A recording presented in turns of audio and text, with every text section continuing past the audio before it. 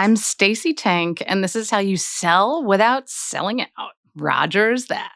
Hi, everybody. I'm Rogers Healy, and welcome to Rogers That, a podcast dedicated to selling without selling out. Today, we have a force. We have someone who has sold everything. We're gonna dig deep. She's a tank, if you will.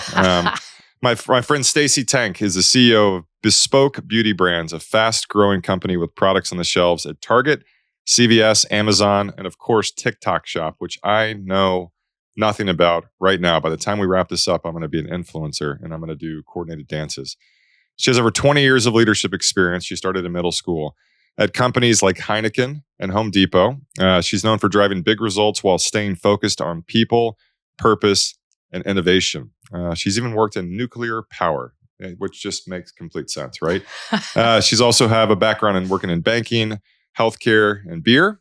She brings a unique point of view to everything that she does, including her outfit. By the way, the headband and the dress, not from the same store. That is how well coordinated this woman is. She's a nonprofit founder. She's a board member. She's most importantly a wife and a mom. And she is a New Yorker, a proud New Yorker stuck in Texas during the weekday. So we're excited to have her, my new friend, Stacey Tank. Welcome to the podcast. Thank you so much. It's a lovely introduction. Yeah. Well, thank you. Anything I forgot? No, but I think the moral of the story is you never have to decide what you want to be when you grow up. Ever. And I still don't know, right? I'm still making it up as we go. Yeah, ever. I found I have dyslexia and ADHD, and you'll see over the course of the next 30 minutes, I cannot sit still. But I somehow found that a great release for me is writing. Like I became a journalist in college. But I tell you this, to where I wrote an article a few weeks ago about the power of kind of a midlife crisis, and how you can embrace it. And thankfully, I did. But you and I think, have a lot of overlap in the sense that, like, we don't just do one thing. We do one thing for a lot of different companies, a lot of different people. So tell us about your background. What led you here today? Really? I have that too. Just the most amazing superpower. Yeah. And one of the people in the world are learning diverse in this way. So I'm learning diverse. What a polite way to say it.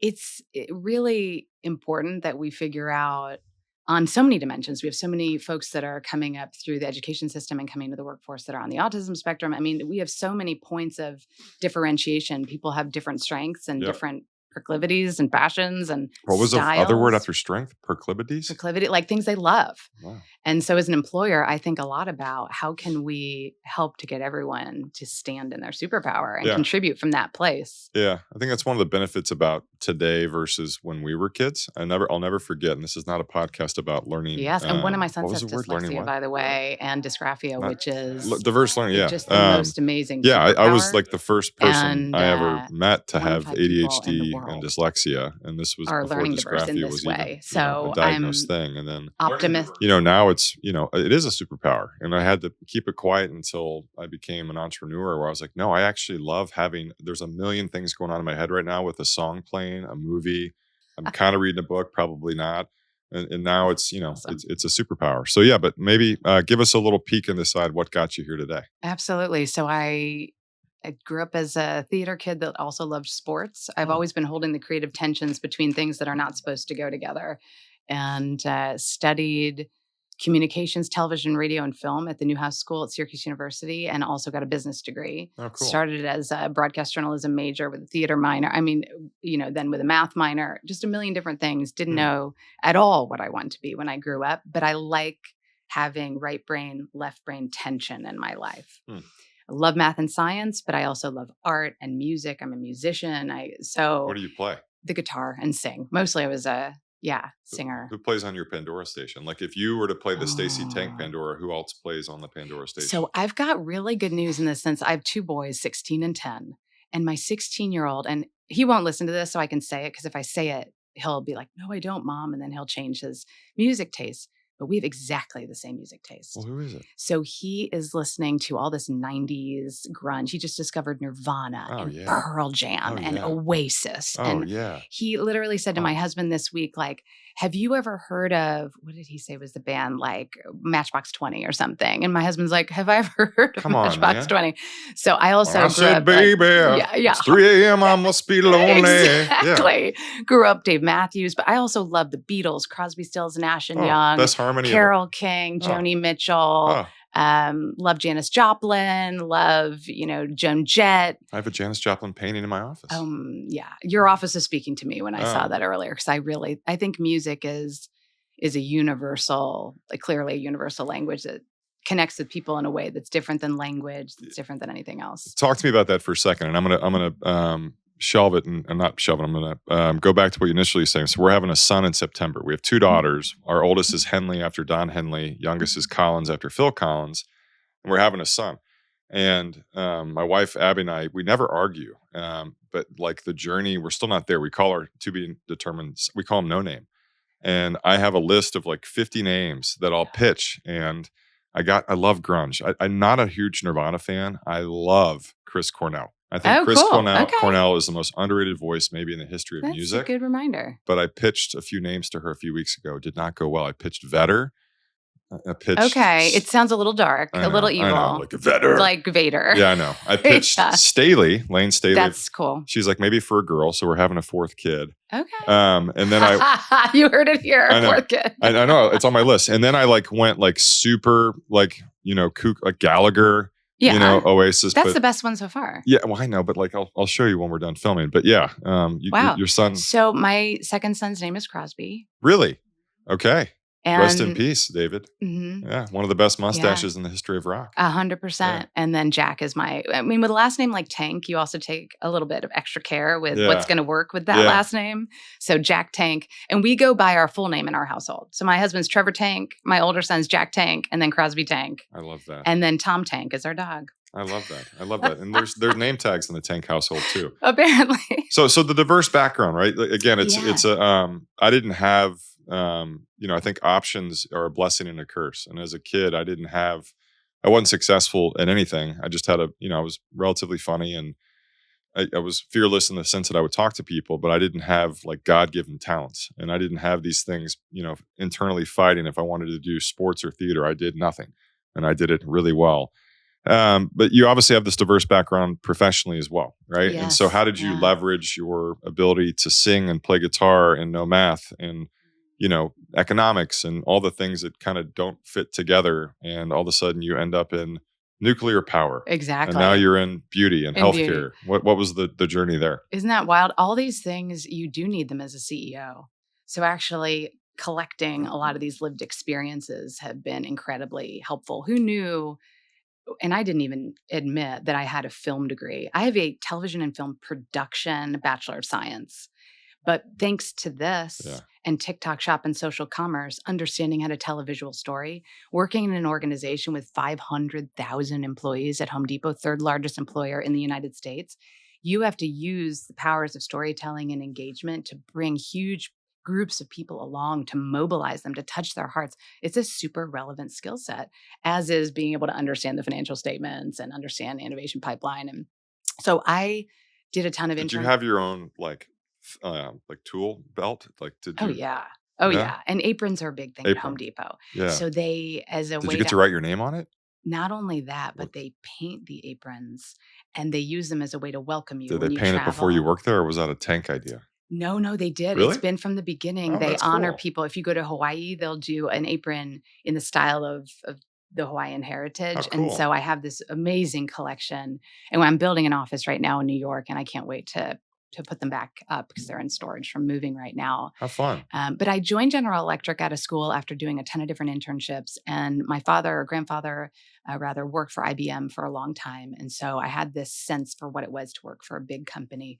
They moved him to Asia in the 80s. He was a mathematician, which was pretty cool. Oh my God. He served in World War II and got to go to school on the GI Bill.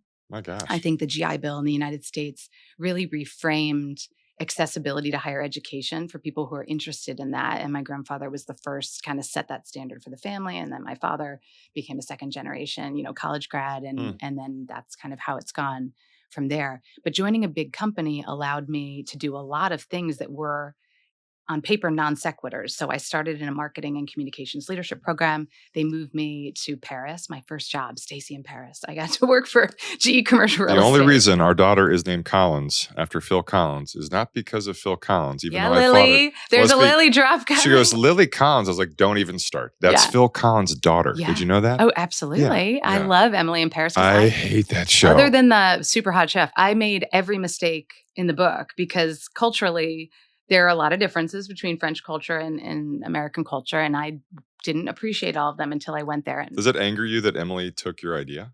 No, thank goodness she made me feel like I wasn't the only one making all of these terrible gaffes. How fun. Yeah, it was really fun. And then they moved me from glamorous Paris, where I walked to work every day and the Champs-Elysees and all these things, to Milwaukee, where I worked at GE Healthcare. Laverne, you go from Emily in Paris to Laverne and Shirley.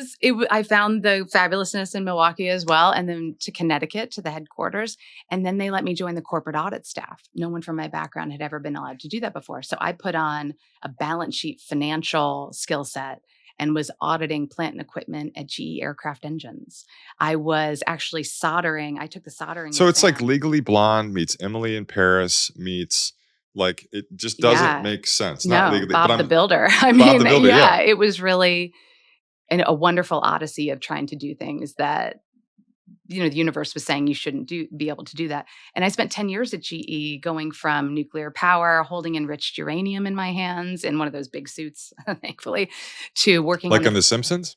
Yeah. See, that's where my brain goes. 100%. Intro to The Simpsons. Essentially, Simpsons knows all. And worked on the Fukushima nuclear meltdown that happened during the tsunami in Japan many years ago, to working in consumer banks in Germany, where we underwrote mortgages, to working at Aircraft Engines, to working in renewable power, NBC Universal, living in London, living in Germany, just all over the place, lots of different businesses.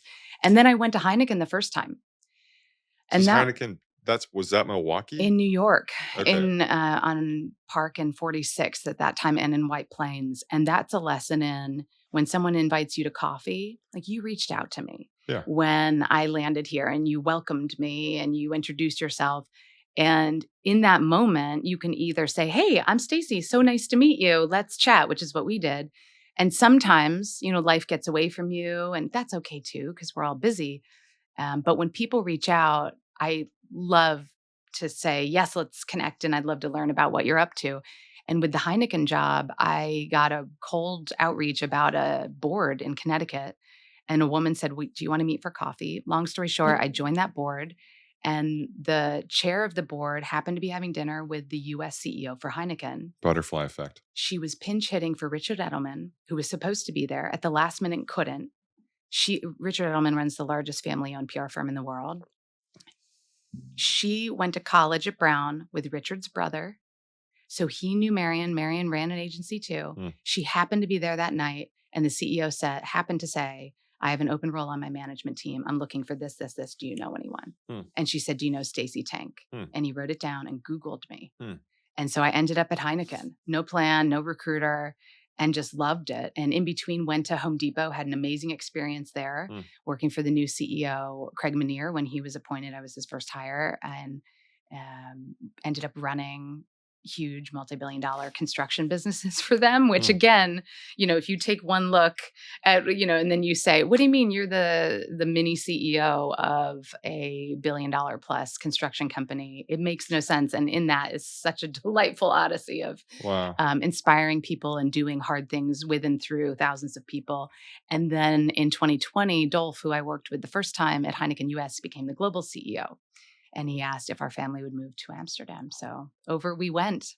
During COVID? Mm-hmm. Oh, my goodness. We went over on an empty airplane. And it was at that point in time when the flight attendants were wearing like goggles and face shields. And they would run down the aisle and like chuck a pack of cookies at you. And we went through an empty Schiphol airport. Had a lot of trouble getting our visas. You can imagine all those things. We rented a house on the internet and took a ride from the airport directly to this house and showed up and said, oh, yeah, it sort of looks like it did on the internet. This is like the movie with Cameron, The Holiday. The holiday, yeah. The only Christmas movie that we play all year round in the Healy house, even though it should be Serendipity, which is my favorite movie of all time. Yeah. And I like Love Actually on the holidays Oh, too. Love Actually is right. top 3. Classic movie. Only to be bested by Good Will Hunting, which is my personal number 1. Really? Yeah. So Love Actually is like the greatest ADHD movie of all time. Because That's true, there's 'cause like there's a 50,000, character and I was like, I got that. And it's like the best music ever too. And but Serendipity, John Cusack, that was my hero. Where is John Cusack, by the way? On Twitter. Friends. Oh, really? On I'm X, not. yeah. I don't X anymore. On other platforms. John Cusack I lived in LA for a little bit, did the acting thing. And it was great. The pinnacle of my life at the moment was I got to have dinner with him, and I had a little too much to drink because I was super nervous. And then my wife and I got to meet him like a year or 2 years ago. And again, he'll always be one of my heroes, but I think he's gone down a little bit. There's a lot going on. Yeah. There are a lot of rabbit holes on the internet. Lives in Chicago. He got Chicago. He's very, very active on social media. Okay. With his opinions. So, good to know. anyway. I will research that after the podcast. Yeah. Or don't if you want to remain a John Cusack fan. Okay. So you have this journey, and again, I think it's back to the options thing, and even like how we met. Again, I'm like, you seem fascinating, which you are. I was like, nothing to lose. Like no agenda. Let's be friends. Which I think, unfortunately, it catches them off guard because, we live in a world where people want something from you, and I think there's nothing wrong with just wanting a friendship. But the difference between you and kind of everyone else is the stuff that has interested you. You've pursued it, right? And I think that there comes this time, when you get to be, in your 20s and your 30s, I'm 45, where I miss that dopamine of like not fixing, but like creating and starting, right? And I don't do well when it's smooth sailing, and I think that's kind of a curse of entrepreneurs, is that you work so hard to get to this point where it's like, okay, you can breathe. You're like, no, I miss the part where I feel needed. And I think that's why I kind of stepped away from my role in real estate. Not that it was working perfectly, but I had kind of seen everything, and I had dealt with the turnover, I dealt with the lawsuits, I dealt with the successes. And I was like, man, I want to be a part of other people's building. Right. And I feel like I'm might be overstepping, but I feel like that's kind of where you are in this phase of your career, is that you like being the kingmaker and the eye for talent, and your background is so incredibly diverse that you leveraged it into something that you love the most, which is beauty and healthcare.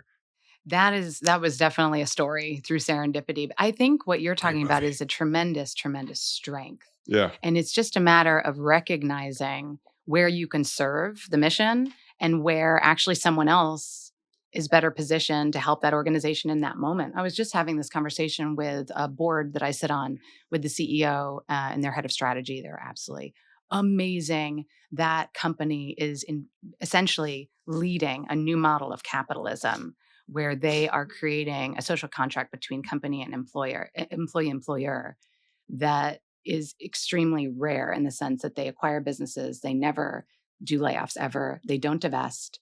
They want people to be able to build a 30 or 40-year career in the company. And we were having this conversation about their new strategy. And they get all of us, I think, that occupy these founder and CEO roles. We get huge adrenaline rushes from creating things and building things and launching things. And we were talking about how now they're going into the execution mode and how they just have to take that strategy on a page and don't touch it for the 5-year period that it's supposed to be in place. Now, it doesn't mean the world doesn't change and you don't pivot strategy. Of course, that's true. But if we were just left to our own devices, we would every day that strategy on a page would be changing. We'd be iterating the story. But what the organization needs now is consistency, reinforcing, embedding. That's a phase as well that requires different leaders, different skill sets. But yes, I love a huge challenge. And I love when the universe says, oh, that probably can't be done. Yeah. And then my stubbornness kicks in. I know. It's the worst thing for someone like us to hear, right? It's like you just, or for me, I dwell on it. And, again, like I'm in finance, which is like comical. It's comical. I have every diversity under the freaking sun. And I just wanted to do it. And it's been life changing. life changing, but I still am learning every single day, which I think that's part of it too. As you get older, I'll tell you two things at once. As you get older, I think that the music reference, right? You think about Mick Jagger, Robert Plant, Steven Tyler, these musicians, Rod Stewart, Roger Daltrey, that are still touring, that are in their 70s and 80s. They still got it. And the ones that just unfortunately pass away are the ones that's like Tom Petty, Prince. They just stopped touring. Yeah. And I think that you've got to stay active physically, but you've got to stay active mentally. But the second thing is, about 5 years ago, this guy I used to be friends with, we were working out in the morning, and we were both like 40 at the time. And he said, "Isn't it weird that as you get older, you don't use your imagination anymore?" I was like, "What?" He's like, "Yeah." He's like, "You just stop when you're a kid." I was like, "Screw that." Yeah. And I really focus every day on feeling like a kid, not a child. And I feel like you get to do that too. Oh my gosh. In the beauty industry, and our growthy brand, our growthy largest brand, Kimchi Chic Beauty, is such a joyful, fun, irreverent brand. I was on the Peloton this morning, and I was sending little notes to the team about Labubus, which you don't have a daughter yet. When you have your daughter, I have two. you have two and you're having the son. That's right. The Yeah. other way. So They get Labubus. Labubus all the time. Yeah. So Labubus I'm are this joking. I whole was thing. like saying they fall. And Oh, like, Labubu. "Ah." Dad joke. Sorry. So if they don't already, they will know what these Labubus are. And it's this craze that's taking over. Is it a cartoon? No, it is a bag charm. They're these little, they're from Shop Mart. You heard of And Labubus? they, Really? Am I okay, that so out of it? yeah. Well, these trends come really fast. And You looked at me like, I was like, this guy's not fashionable. I've So had these jeans since college. I get it. that's Yeah. no, classic is good. You do you is also good. And that's why I I'm love the very beauty much doing industry me. I today. have on is pants today because of the There are podcast. no Yeah. there are no rules anymore. But we have a lot of kind of 20 somethings in our office that are constantly educating me and pulling me into things that are happening, whether it's in the social commerce space. We were a TikTok shop launch partner for beauty in 2023. And the way that retail will never be the same again because of social commerce or these social trends like the Labubu craze that are keeping everything fresh and interesting. So you just cannot be bored in a consumer-facing industry because things are shifting constantly. How do you master, selfish question, the art of what a lot of stuff might interest you and excite you that maybe is not like a global, potential phenomenon?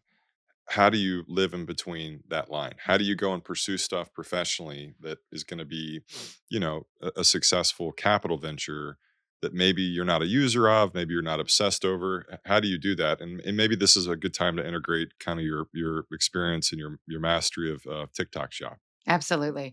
I think fundamentals usually apply. So it's got to be great, whatever the product is. So in the case of makeup, maybe I don't understand certain ways. For example, there's a trend, it's still popular where folks, and it came from the drag community. Actually, the drag community originates a lot of Drag, DRAG. Yeah, DRAG, drag, which originated in the 1600s in England. And then RuPaul made it really mainstream in America more recently. But whether it's contouring, big eyelashes, overlining your lips, use of highlighter, these are all trends that were made popular as people think through makeup artists, but it's coming from drag to the makeup artist and artistry community to the mainstream. And there's this trend around to non-drag users. To all of us. Got I it. mean, we're all contouring. I mean, you're not contouring probably. I am contouring. No, there's no contouring. No here. contour Zoom in. today. Yeah. But there was this trend around dark lining your lips. Hailey Bieber, Selena Gomez, really dark lip liner in these browns, which is from the 90s when we were in high school. And then putting a kind of lighter lip gloss or something on top of it. And frankly, we went through innovation review and I was looking at some of these color choices thinking, this is not cute. I do not think this is cute, but I am not the target consumer, So let's go out to our community of affiliates and influencers. Let me talk to my 22-year-old employees and see what they think. Yeah. But that said, the formula has to be amazing. We do luxury formulas at masstige or affordable prices. So some of the fundamentals, the packaging, it all has to bring a smile. The names have to be irreverent. We have product names like, hopefully I don't offend anybody's sensibilities here. Our under eye concealer is called Undercover Hoe. Hey girl. Hey girl. Yes. Our pressed powder is called Almost Catfished because you're going to look so good. You're almost catfishing someone. So we try to keep it. I almost went like Urban Dictionary for a minute. If y'all don't know what that is, I'm glad. I'm not going to, just in case, anybody that I know watches this. I could go further. Undercover hoe, I probably couldn't buy for my wife, but I could get her some almost catfish. Yeah, completely, right? Yeah. We have one called the Puff Puff Pass. That's our number one SKU. And that's a double entendre that, most of your It's crazy what I don't know why I was like, this is me. Just like I was not born in the wrong generation because I have the mouth of a sailor. But we were on a walk. We were going to Foxtrot last weekend or a few weekends ago, and there was like a big truck that had it's linens for restaurants, like literally, and it had the F word on the truck. It was like and it like had a star, and I was like, how far have we come? Right? It's like Undercover Hoke. It's like that's funny. It's catchy, but I was like, it's freaking restaurant linens, right? And literally, and it said we don't. And it said F with the little asterisk CK, and I was like, linens. Yeah, I was like, do we really do we need it? I was like, it's so extreme. But yeah, but again, in the world that you live in, it's probably the best margins of any consumer product are in beauty, right? Period. It's a great neighborhood to be in. Yeah, but it's probably one of the most competitive spaces, right? And they all like it's like beverage or alcohol or clothing. A lot of them are celebrity backed. So like, how do you stand out? And it's got to be with the story, and it's got to be with marketing. Completely. The product quality, all of the fundamentals always have to be there. The company has to be incredibly well run. I say cash is queen. We scrutinize. Cash is queen. Cash is queen, baby. Just don't be an undercover hoe. Exactly. We need to name a product cash is queen. Because every dollar that we spend, we say, is that the best and highest use of that dollar to help support our community and grow this company organically? So you have to have good fundamentals and the great people, great culture, amazing innovation pipeline. So back to kind of picking winners, right? And I think you and I are in the business of really, you got to bet on the horse, you got to bet on the jockey, but it's got to have something about it. You're like, I got it, I feel it. And one of the things that I could feel with Kimchi Chic Beauty, which is our brand that, we just had Amazon Prime Day. We launched on Prime about a year ago. I was reviewing last night the P&L from Prime Day. We grew 360% year over year. Why is that happening? And I remember when I took this role 2 years ago, and I met with some bankers and people that invest in the space, just trying to learn the industry and learn from others. And they kept saying, well, what's it like? And that was in a world of no makeup. There are a lot of fabulous brands, Rare Beauty and Rhode, that just had a fabulous exit, and Summer Friday's fabulous company. There are a lot of companies that were very clean girl aesthetic, and that's great. And I use a lot of that product, but we're nothing like that. We're color, we're irreverence, we're joy, it's just leading with humor and story. What are you like? What are you like? And I kept walking through Sephora, walking through Ulta. What are we like? What are we like? The reality is there isn't another brand that's like us out there. We use Japanese anime as an influence. We're really something new. And when you're something different and something new in the beginning, people think, well, you don't fit into a box, so that's not going to work. What's starting to happen now is we're growing like crazy because we are so different. And now, can you get IP in beauty? I mean, yes, you can. Formula, but then somebody just tweaks it by a centimeter. Yeah, some are harder to replicate. We are Korean founded, so we're using K-beauty ingredients that we're about to launch something that will be coming in the next kind of 2 months. That is the first of ever in the U.S. with a very amazing Korean beauty ingredient. So there are still ways you have to iterate, be different, and create newness. But it goes back to it's marketing. Design, it's marketing, it's storytelling, and it's getting the right people, engaged. And I'm sure TikTok shop and just your background in it, where micro influencers are probably more valuable than Hailey Bieber, right? And what I would say is that yes, they're micro influencers, they're micro retailers, because for the first time ever in world history, they can not just tell you, oh, I love this lip gloss. I love this Undercover Hoax. I didn't sleep last night because I have 2 jobs or I have a baby or whatever. But if you like what you see, in 2 clicks, you can buy from them. Micro retailers. No retailer involved. Retailers are being disintermediated by the ability we work with over 10,000 influencers every month. And you can buy from them and they get 15, 18, 20% of that sale. How do you source the micro retailers? They're all in the platform, and there are different Your apps you platform. can use and technology platforms you can use. They're all in TikTok Shop. So they're signed up in TikTok Shop as affiliates.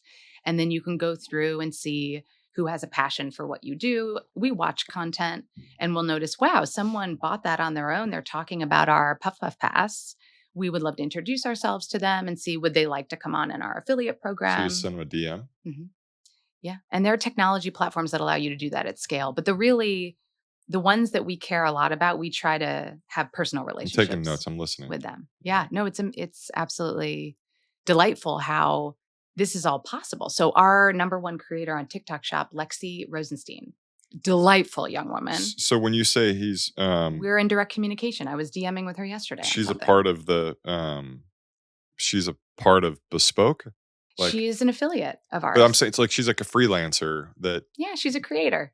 She's created an amazing business for herself, and she does all kinds of get ready with me videos and tells the truth about product. I love the micro retailer thing. It's unbelievable. My head right now is just going. Yeah. And when we see who's going to buy TikTok Shop in the US and TikTok in the US, because that's going to be divested, we think this fall. And you think about what? They have to sell it. TikTok. Mm-hmm. It has to be divested because of all the US concerns about the Chinese ownership. So they're going through a sale process right now where there will probably be a TikTok US only app. Yeah.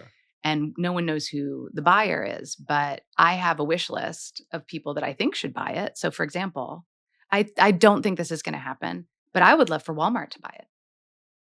You know, Walmart is the only retailer in the US who's really giving Amazon a true run for their money. Isn't that crazy? Mm-hmm. They're an amazing company. Largest employer I think in the world or the country. And really well-run company, very high integrity company, but they're being disintermediated by creators. So why wouldn't they get in the game? You know, there's a rumor that it could be Amazon, and then it could be private investors, or there are other social media platforms out there that aren't doing social commerce the way that TikTok is. So that'll be a big deal for the future of retail and certainly for our business. There was a girl, Haley, that used to work up here, who I'm still friends with. And I don't have TikTok, and I have it, but I know myself well enough to know I have a burner phone for my social media because I live on it, and I just know I know my weaknesses. But I don't know if it's a good or a bad thing. I texted Alexandra while we're sitting here. I was like, I need TikTok on my burner phone. But this girl told me, this was 3 years ago. She said TikTok, in her own way. She goes, "That's my Google," and I was like, "Really?" I was like, "What?" I'm not that old, but I'm Instagram is the last platform I ever go all in on. But she's like, "This is where I go to search for." I just assumed it was makeup. She's like, "No, for travel tips," and I was like, "What?" It's I don't get it. So I'd love your thoughts when we're not recording on how do you actually do a search if you want to go find someone that we're in the pet space, right? And we have a pet hydration powder called Licks, and it'd be awesome to find pet influencers. Literally a perfect platform for that. People love their pets. I'll be a little hyperbolic for impact. They love their pets more than their kids. 100%. People, I'm a dog person. Yeah. We've had every pet under the sun, from turtles to chickens to, we have a dog right now. We're doing really great with our dog. We're probably best equipped to have a dog. But the pet space to me is extraordinary, and TikTok Shop is the perfect place for you to find those pet enthusiasts. Perfect. Get it? Yeah. I'll show you. Perfect. Yeah, I'll show you how to do it. It's easy. You could set it up today. Almost no barriers to entry. Golly. So do you feel like, is there any is there a competitor for? There won't ever be. I mean, maybe there will be. When the TikTok ban arrived a few months ago, most people that I spoke with said something to me as follows: well, shame on you if you're overexposed to TikTok Shop. Shame on you if you haven't cultivated other e-com platforms. And they would name Snap, YouTube, Meta, Facebook, Instagram. I was like, I appreciate, thank you for the feedback. With that said, they're clearly not on the platforms. Because if you are talking about selling things, TikTok Shop is the only game in town at scale. Instagram, these other platforms don't do the kind of business. Meaning, again, pardon my ignorance. So if I want to buy a shirt, I go to TikTok, I find a guy in a Snap shirt, and I just buy it from his TikTok. It's Yes, and it's an entertainment-based platform first. So I'm renovating an old farm from 1860 in New York right now. We're going into year 3. It's a little intensive a process. So in my TikTok For You feed is wallpaper. What are the right colors to paint your walls if you have an 1860s, farmhouse, la la la. So I will It's go. like Pinterest, but fun. And then once I get into a farm reno and I go, whoa, that's the wallpaper. Hopefully the creator has put a buy now link on there. I can click 2 clicks and buy that wallpaper. Just like Apple, Buy like that on your dog phone? leash. Yes. Yeah, because my wallet is already set up in TikTok Shop. So it's entertainment Oh, based. you buy it first, on TikTok. and TikTok Shop fulfills it. My God. It's amazing. Wow. Yeah. Yeah, the world, blessing and a curse, it's getting more and more convenient. And, we were talking before about, just leveraging offshore assistance and AI and, you got to embrace it. It's not, it's as a parent, and I'll ask you this, as a parent with your sons, what skill set do you want to make sure they master as they mature and eventually enter the workplace? Adaptability. Yeah. I think it's not a particular space they need to learn to code or they need to be excellent at calculus or whatever. I think it's being flexible and adaptable because the world will never be as slow as it is today. Yeah. Ironically, a guy you need to meet named Chris Camillo. He was the very, very first person I had on the podcast like 3 or 4 years ago, and kind of unintentionally changed my life, which is another story. But we had coffee a few months ago, and he like dives deep on analytics, and he's way ahead of the game with kind of everything on the AI and robotics side. But I had coffee with him, and I said, "What's the one skill set I need to make sure my daughters and my son master?" He said, "Resourcefulness." Right? He's like, if they learn how to be resourceful, adaptable, and for me, I'm just hoping my kids have an ounce of salesmanship or saleswomanship in them because cash is queen. Cash is queen. But yeah, it's interesting. So some of the cliche stuff, which I have a feeling I know your answer, balance, right? Like you have, you go, go, go, go, go, Yeah. and you have a family and you have these excitements and these passions and these businesses. Like, is there balance? And, is there balance? I don't know. I've never been drawn to that word. Well, so the way that I would. Is there sanity? Yeah. I have first the best family in the world. My husband, Sheryl Sandberg said it in Lean In, and she was 100% right in my opinion. The most important career decision you make is choosing your partner. My husband and I have been together for 25 years. He is the best human I've ever met, and he is so supportive, and so are my boys. We have an unconventional approach here because I would love to be in the same house as them every day, and I'm not because I work in Dallas and they're on the East Coast. So I super commute, and people still look at us sideways because we do that, and there's judgment involved.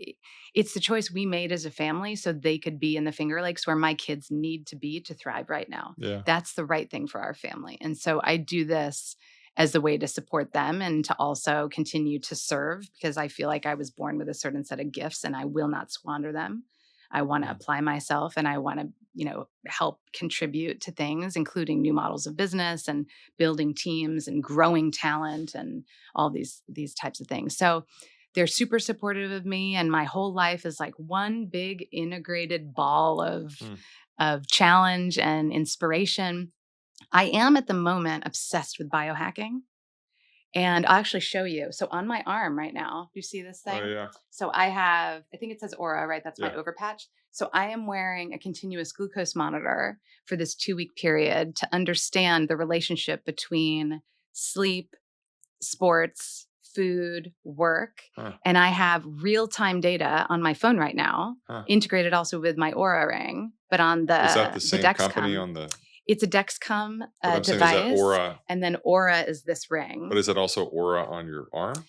I bought it through them, but it's not their device. They just gave the overpatch to try to hold it on there for 2 weeks. Interesting. It is fascinating. And what I'm learning are all different types of things that will help me be more in balance or however you would want to call it. So things that I've learned. When I go to sleep with wet hair, I have terrible sleep quality. Which means I'm grouchy. I'm a grouchy mom. I'm a grouchy wife. I'm a grouchy dog mom. And I'm a grouchy CEO. So I'm trying to I work. So she's going to shave her head. Yeah, I'm going to blow dry my hair properly and not be so lazy is one of my takeaways, or, air dry it during the day. But there are things that I'm trying to do now. I just had a Pronovo scan. Have you heard about these things? Oh, yeah. Yeah. So I just scanned on Saturday. So I'm trying to even optimize corporate athlete energy so I can be even more balanced, even more present, best version of myself. Good for you. Have you heard of a Whoop? Oh, yes. It's my one of the dumbest things I ever did for myself is I had a Whoop for like a year. Yeah. And it's like an Aura ring. Yeah. But yeah, I unfortunately battle sleep. I did not sleep well last night, and it's just because I got up too early. But for my personality type, it was a living hell. Yeah. Because you wake up in the morning, you process your sleep, and it essentially says you're going to have a shit day, a crappy day. Yeah. And I've done one of our investments is a company called Alive and Well, and it's this. You would love it. It's this. The facilities all over, but I went and did a all day test one time, and I found out my cortisol levels were essentially reversed, and that was my stress kicks in at 1 a.m. versus 6 a.m. Okay, which was a whole other story there. But anyway, I think biohacking it's no longer like, oh God, alien, right? Mm-hmm. It's like, no, you want to live a healthy life as long as you can, and you want to be happy and be good to those around me and feel good. If you feel good, you'll be good. Oh, trust me. Yeah. And sleep. I found sleep. I never really appreciated sleep until I stopped sleeping.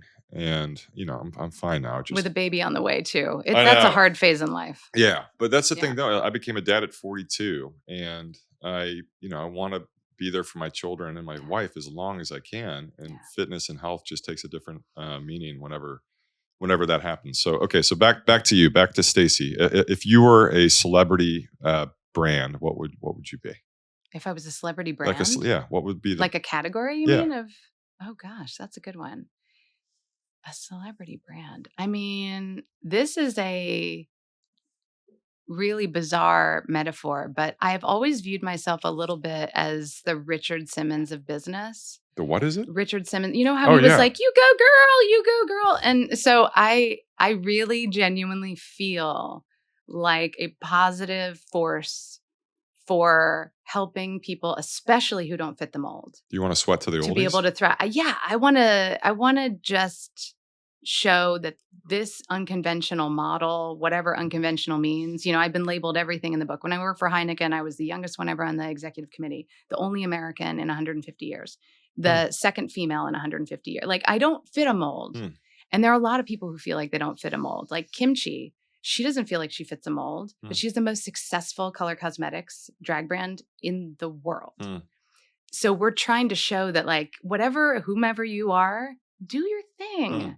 And everybody else, I remember when I joined Home Depot, there was a guy who became a friend, but he said very nasty things about me behind my back when I took that role.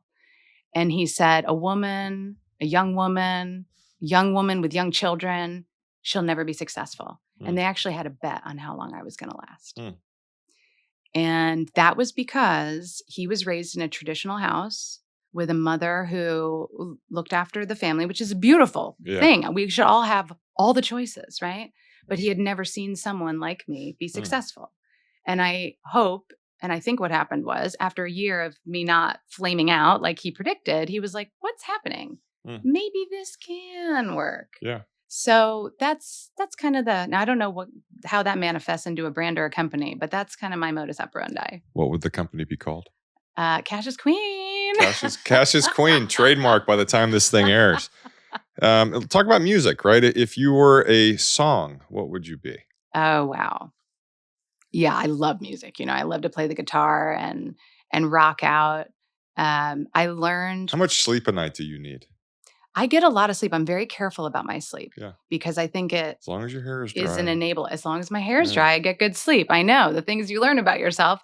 I sleep 7+ hours. Last night I got 7.5 hours of sleep. It's a good night's sleep. And I got the Aura ring was like, yes, you are ready for the day. But if the Aura ring tells you you're not, it's like there should be a documentary about this.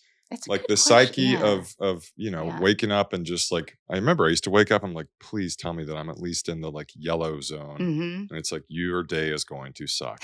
And it just got me, even though like I probably had slept 3 hours, but it was still brutal. So what the brand would be called Cash is Queen, and what would be the song? What's the theme song? Rub a little glitter on it. Who's that? I don't know. Making it up. Oh, well, like isn't that what this is about? Yeah, we're going to dump a lot of glitter on it. So this is, you're manifesting like we just started a new rock band. And then I love Janis Joplin. Can it be like A Little Piece of My Heart or something? Like a very gritty kind of. Yeah, the movie coming out about her, by the way. Shailene Woodley is playing her. Oh, I love Shailene Woodley. Yeah. I also love that she disappears. Yeah. Well, and Aaron Rodgers effect. Yeah. Yeah, it's great. Yeah. You do you can have it all. Just get out of that toxic Hollywood. Yeah. When you can. Yeah. So I collect music memorabilia. And one of my favorite pieces I have, Janis Joplin's from Texas. I have the last. I didn't know that. Yeah, she's from Beaumont, from like south east Texas. I have the last love letter she wrote her boyfriend right before she overdosed. And she's a part of the worst club ever, the 27 Club. You heard of this? It's what the 27 is that like Marilyn Monroe and so Kurt Cobain, Jimi Hendrix, Robert Johnson, the guy that was lead singer of Canned Heat, Amy Winehouse. I was going to say Amy Winehouse. All these celebrities that died at age 27. But anyway, it's one of those things that you rarely read. But a few months ago, I finally read it, and I was like, man, first of all, what a pioneer, right? Without Janis Joplin, there wouldn't have been an Amy Winehouse. There wouldn't have been essentially like non-traditional, beautiful female singers. But what a talent, and to die so young. But yeah, she was way ahead of her time. So Janis Joplin, which again, you would not expect Janis Joplin to come out of this. Non sequitur after non sequitur. Yeah, but it makes sense. It's like you're just this walking, like, what? Really? Amazing. It's just fascinating. Life advice, the best advice you've ever received. Take the hardest job you can get your hands on. Wow. And the best advice you would give. Don't listen to advice. Podcast over. I've gotten a lot more bad advice than good advice. Okay. Well, I'm going to ask the last question. The last question is going to be how we support you. But the second to last question, which I've never asked, you're allowed to have 5 people, 5 historical figures that like we've heard of at dinner, right? And it doesn't matter if they get along, but who are the 5 people that you pick? I mean, yeah. Wow. Such a good question. And they have to not be alive? It can be anybody. Okay. But it can't be like your second cousin that you haven't seen since middle school. It's got to be, The number one for me, and she's still alive, and I feel like I need to make this happen, is Hillary Clinton. It's not a political statement because I am an independent. I voted both ways. But just what she's done for. I want to know. I have questions.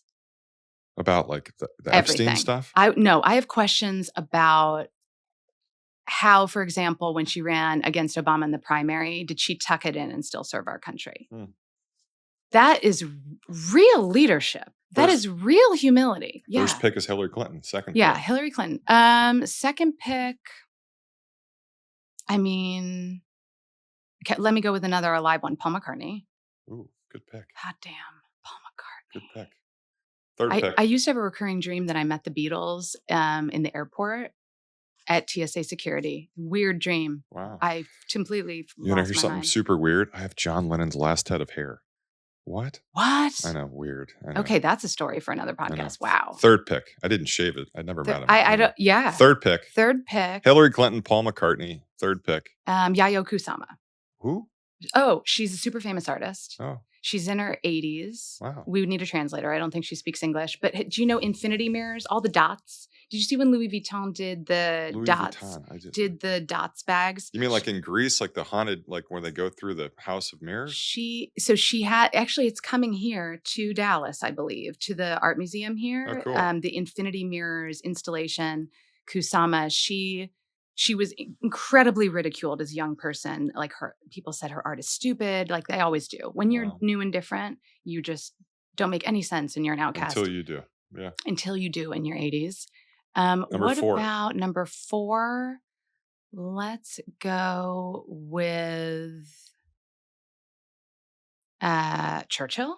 I mean, that'll work. Kind of a badass. Yeah. Winston Churchill, the one for Kupchi. What's the mirror? What's his lady? No. Oh, Yayoi Kusama. Yayoi Kusama. Winston Churchill. This is a hell of a dinner party. I know, but I'm thinking about the makeup brand too that you have. Yes. It's called what? Kimchi Shi. Sorry. Okay.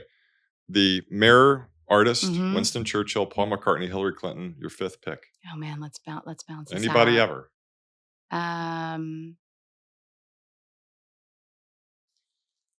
By the way, Paul McCartney's not allowed to sing at dinner. He's there to have dinner and to have conversations. I've got questions for these people. I want to learn from them. Yeah. Genuinely. Fifth pick. Golly. I would love the chief of the Iroquois tribe that used to inhabit my land. Let's go for that.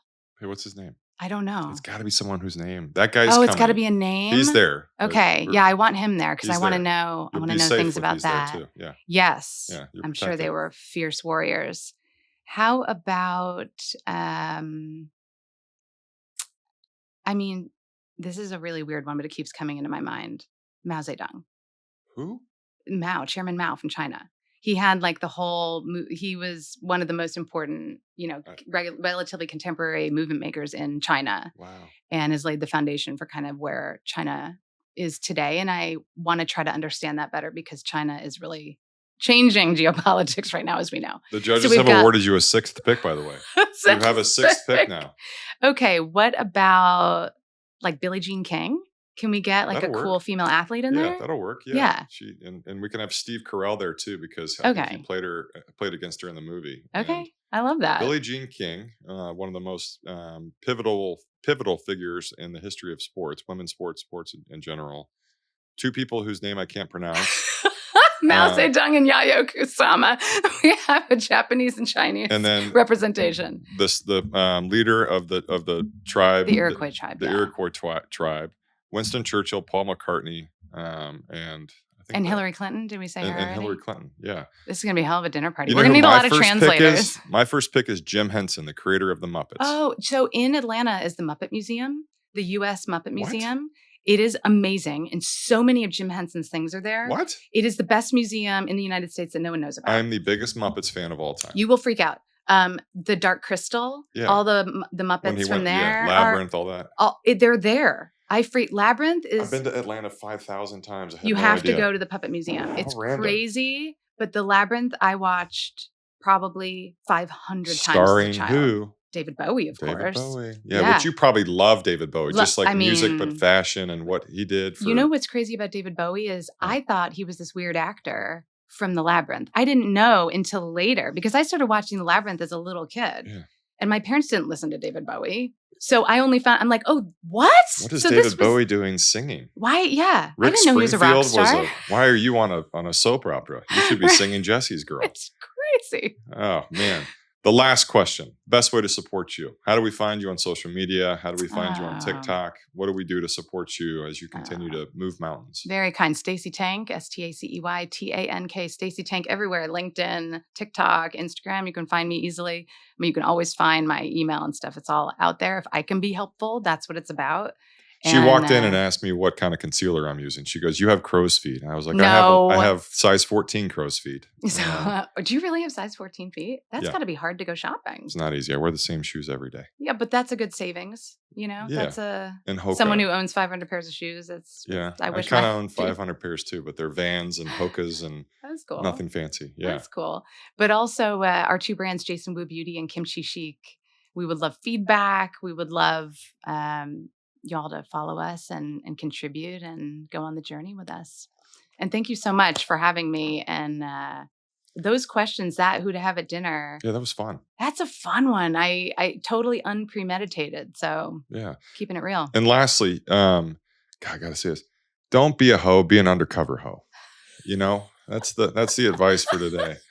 And I just got canceled. But no. But go buy Stacey's product, but don't be an undercover hoe, supporter, but like for the makeup, not the movement, right? Podcast over. Mic drop. Mic drop.